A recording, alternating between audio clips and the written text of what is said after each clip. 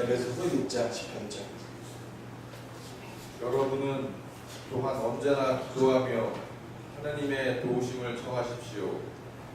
모든 경우에 성령의 도움을 받아 기도하십시오. 늘 깨어서 꾸준히 기도하며 모든 성도들을 위하여 간구하십시오. 아멘.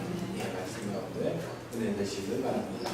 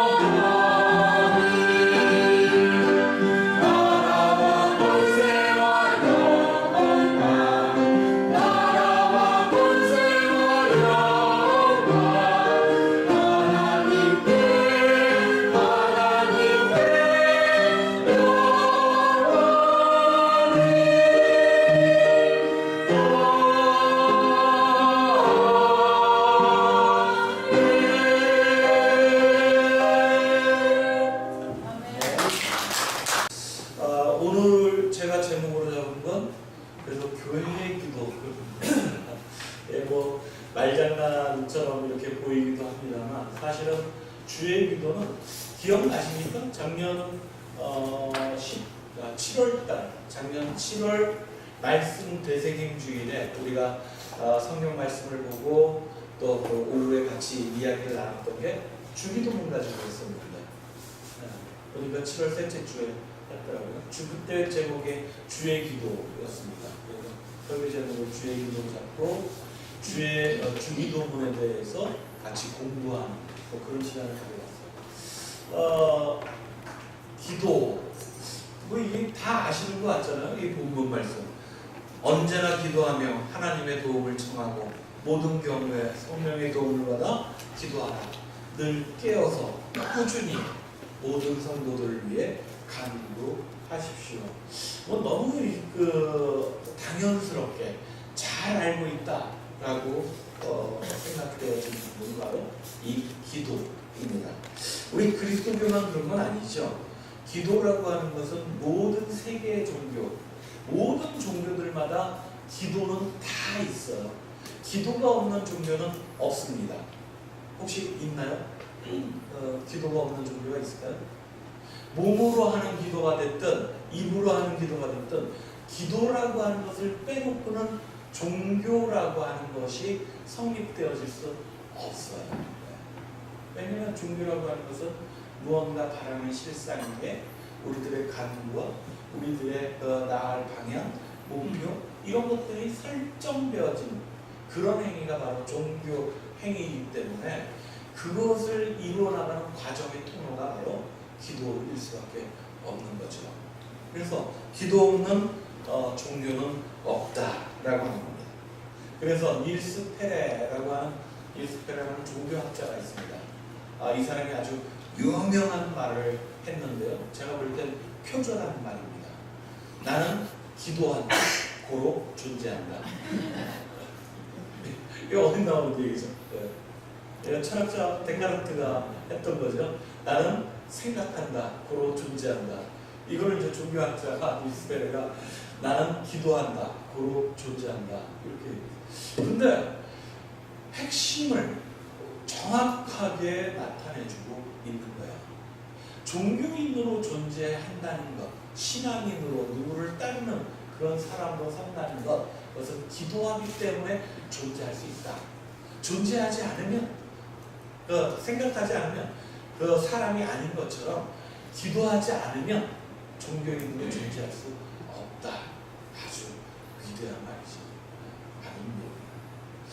그래서 기도는 세계 모든 종교의 기본 요소이면서 이것이 있어야만 종교가 존재한다. 이렇게 얘기할 수 있습니다. 여러분들 기도에 대해 잘 아시죠? 그리스도인으로서 그래서 기도는 왜 정말 중요해. 한국 교회만큼 기도를 중요하다고 강조했던 선교 역사가 또 어디 있을까? 쉽잖아요.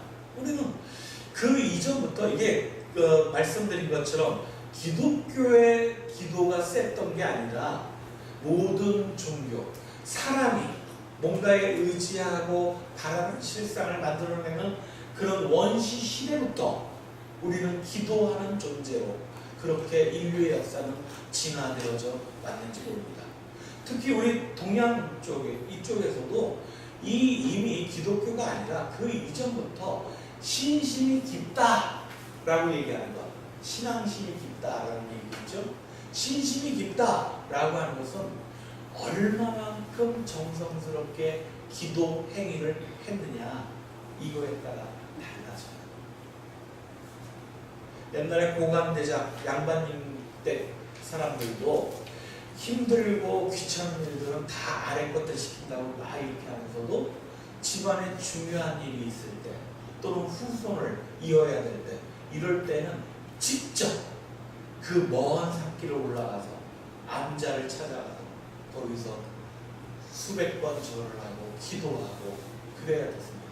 그렇게 정성을 들여야만 원하는 것들이 이루어진다. 그렇게 얘기를 했어요.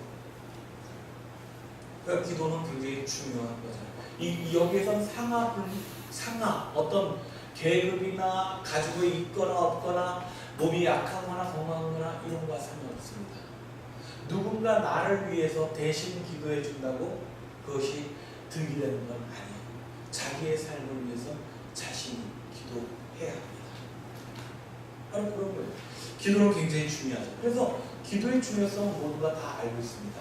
그런데 기도가 그럼 무엇이냐 하는 이런 개념에 대한 질문이나 또는 그러면 기도는 어떻게 하는 게 올바른 거야? 라고 물어가면 그러면 대답하기가 조금 난감해지기 시작하잖아요. 한국교회는 여러 가지로 해서 가르쳐 왔습니다.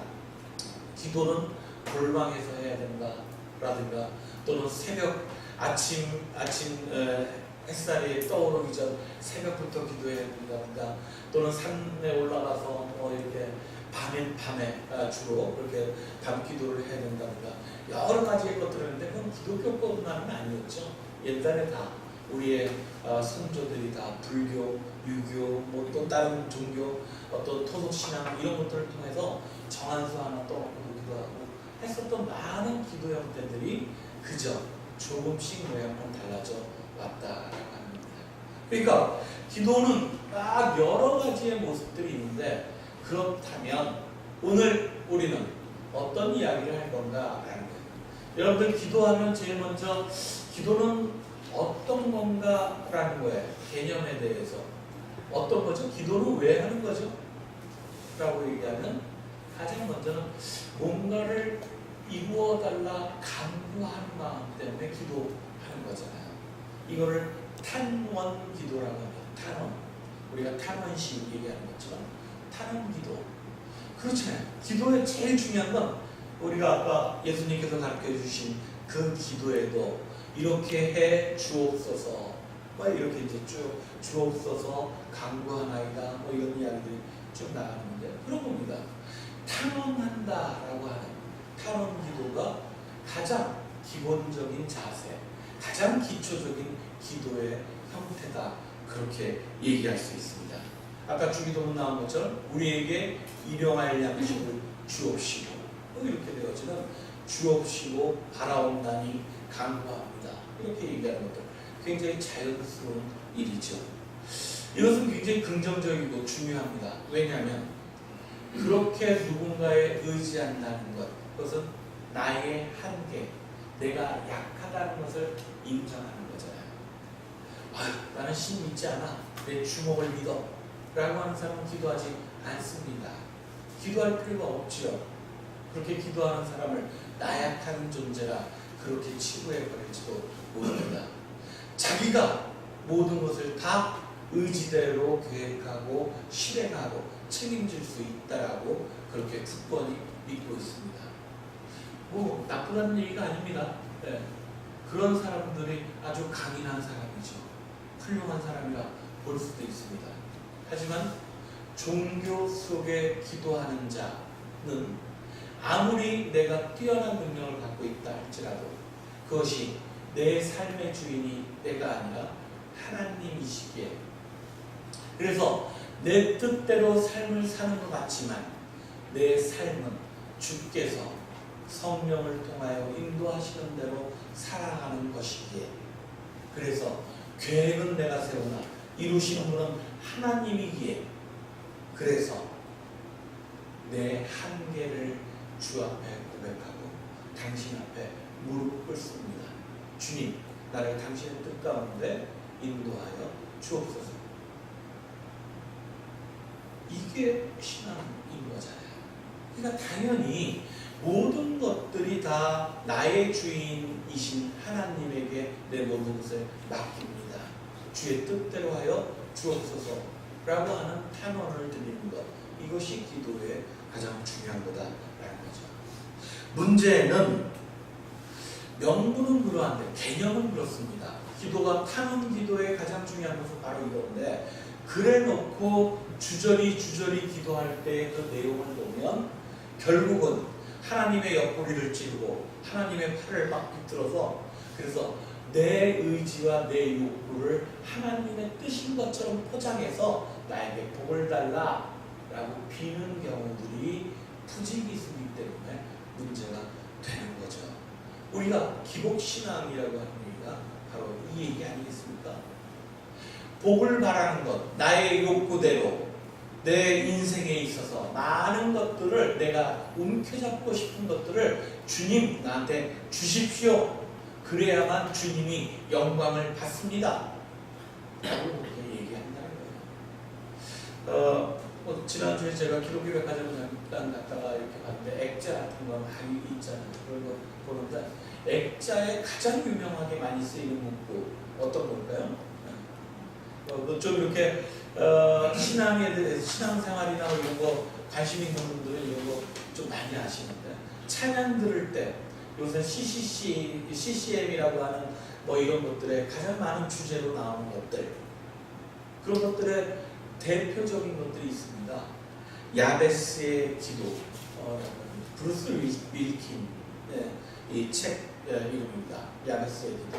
이게 원래는 어디 나오는 겁니까? 역대상 4장에 나오는 말씀이죠. 나에게 복을 더해 주시고 내 영토를 넓혀 주시고 주님의 손으로 나를 도와주시오. 불행을 막아주시고 고통을 받지 않게 하여 주시옵소서. 야베스의 기도입니다. 이 액자에, 그래서 우리 그 가정신방들 할 때마다 액자에 이 가정에 복의 복을 더해 주옵소서, 뭐 이런 문구들 많이 있습니다. 뭐 박재성 집사님 계십니다만 사실 부동산 하시는 교우분이 있으면 그 사무실에는 무조건 여기에 영토를 넓혀주시고 이런 거딱 글자 갖다 걸어야 합니다. 야베스의 기도, 이게 따지면 한 3000년 전쯤에 한 이름 없는 청년이 드렸던 탄원 기도인 거예요. 이것이 성경의 그 어떤 예수님이 가르쳐 주신 기도보다도 바울 사도가 교회, 오늘 본문에 나온 것처럼 교회의 교우들을 향해서 외쳤던 수많은 기도의 내용들보다도 한국 교회 그리스도인들이 가장 좋아하는 기도 성경 본문이다, 이렇게 얘기하는 겁니다. 왜? 우리들 이 세상의 물질에 혹할 수밖에 없는 사람들의 입맛에 딱 맞는 성경 구절이기 때문인 거죠. 법륜 스님도 기도라고 하는 책을 냈습니다. 이게 먼저 불교 관련한 그런 이야기이죠.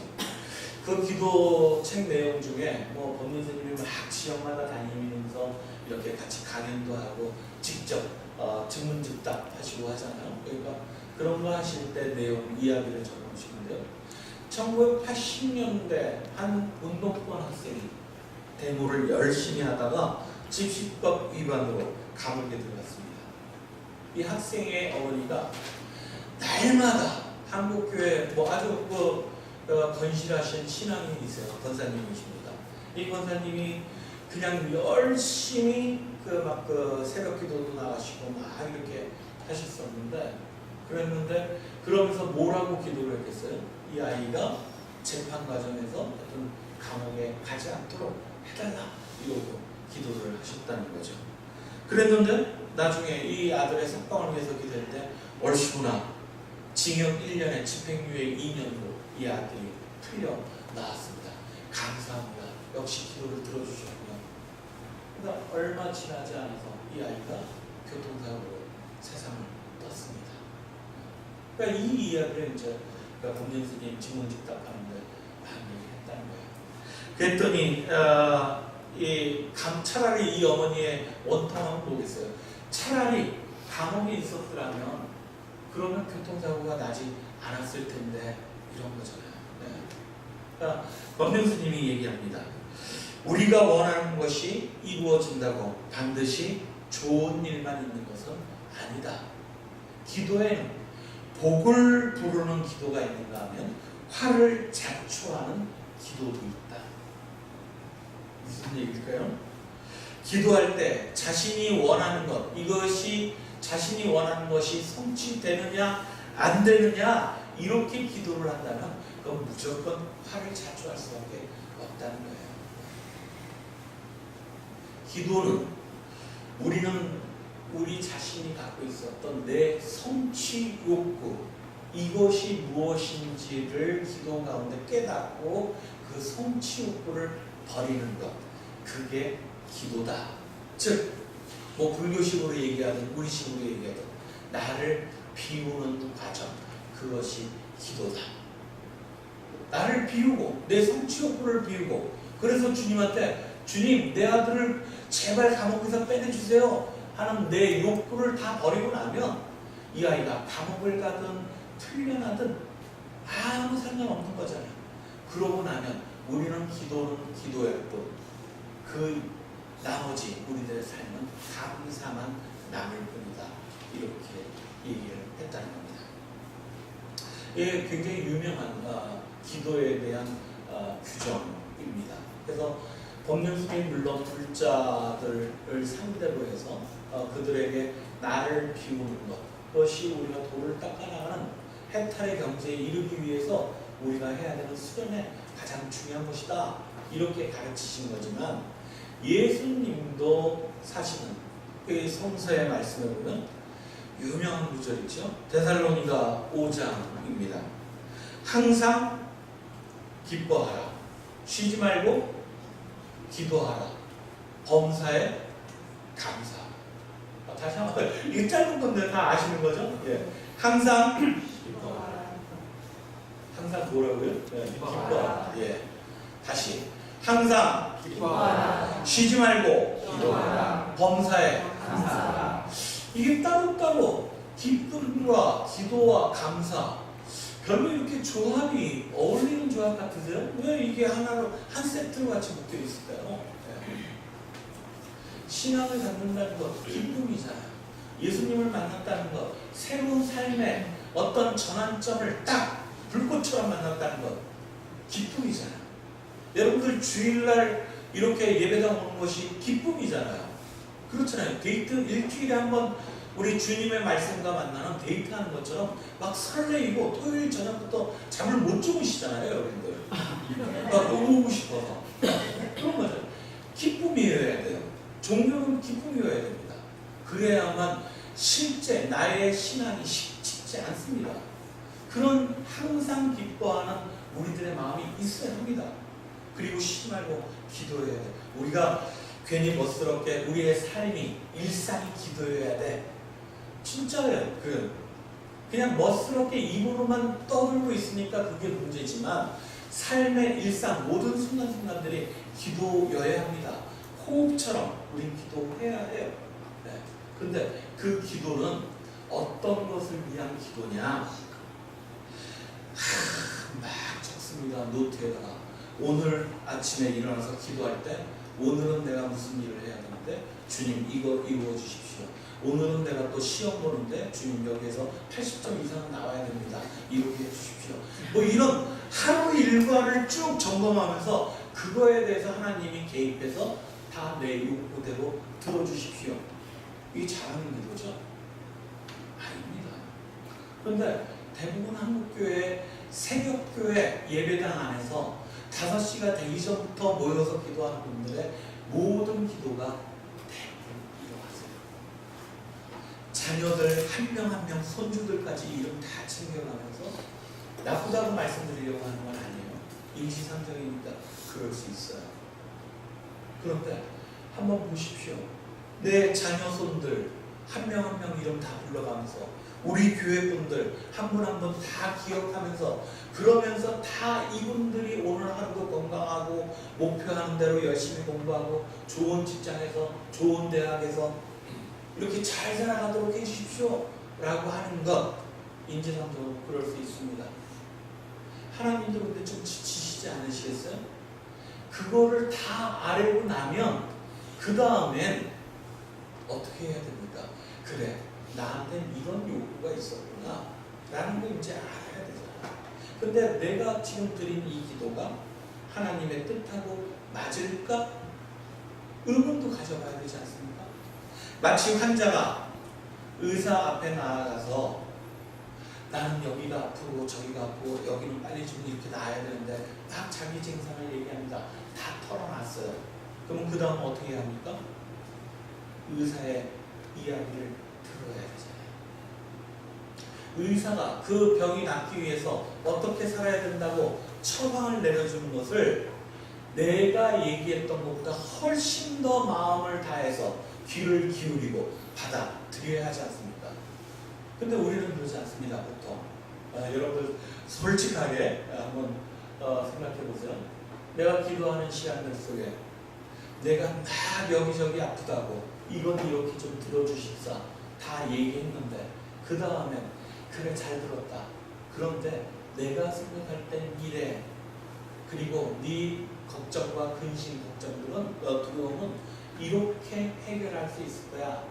하나님의 음성을 듣는 시간, 그 시간 포함되어 있습니까? 이게 중요한 거죠. 킬케고르는 이렇게 얘기합니다. 우리는 기도할 때 처음에는 기도가 말하는 것이라고 생각한다. 그러나 점점 더 극한 경지에까지 이르면 우리는 기도는 듣는 것이라는 것을 깨닫게 될 것이다. 그렇습니다. 탄원 기도 중요합니다. 처음 우리들은 인간의 한계가 있기 때문에 세상 속에 묻혀서 언제나 부족한 사람들이기에 우리의 욕구를 가지고 하나님께 간구합니다. 하지만 쭉 간구되어졌던 모든 것들이 조금씩 비워질 시간도 필요한 거예요. 그게 어쩌면 본론에 들어가는 기도의 과정입니다. 나를 비우고 내 비워진 곳에 하나님의 뜻이, 하나님의 말씀이 조금씩 채워져 나갈 때 우리는 기도를 통해서 어떻게 되어진다면 마지막 범사에 감사하는 그런 삶을 살게 됩니다. 항상 기뻐하라. 주님을 만나서 우리 기쁜 존재입니다. 쉬지 말고 기도하라. 주님을 닮겠다고 얘기했지만 그러지 못하는 나약한 우리들이기에, 우리의 욕구만 가득 차 있는 사람들이기에 우리는 기도를 통해서 나를 비우고 주님의 음성을 듣는 그런 기도의 시간들을 갖는 겁니다. 그렇게 조금씩 더 신앙이 깊어지면 케브로의 얘기처럼 우리는 범사에 감사한 그런 사람들이 되어질 수 있다라는 거죠.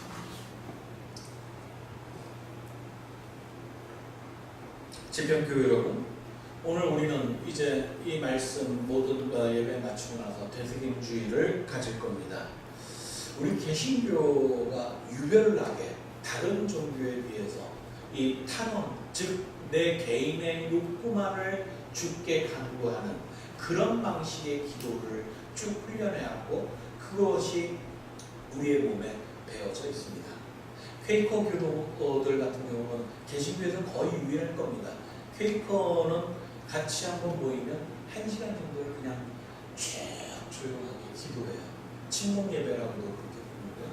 그래서 그 기도하는 가운데 자신들은 그 모든 것들을 용어를 이렇게 한 줄로 정의합니다. 자신들이 기도하는 그 모든 과정들은 내면의 빛을 기다린다 라고 그렇게 얘기합니다. 내 안에 이미 주께서 밝혀주신 빛이 있어요. 세상의 어둠 때문에 우리도 미처 발견하지 못한 빛입니다. 그 빛은 세상의 그 어떤 어둠으로도 막을 수 없는 하나님께서 밝혀주시는 빛입니다. 그것을 발견하는 기쁨, 그리고 그 빛이 나를 온통 밝혀서 그래서 세상에 또 다른 등불로 나아갈 수 있도록 만드는 힘이 된다고 그들은 믿고 있는 거예요. 그래서 그 빛을 볼 때까지 침묵합니다. 나를 비우고 또 비우고 주님의 말씀이 들릴 때까지 그들은 기다리는 거예요. 이런 것들이 바로 관상기도 또는 관조기도, 뭐 그렇게, 또는 우리가 쉽게 얘기할 때 명상, 묵상 이렇게 얘기하는 것들이 여기에 포함되어진 거죠.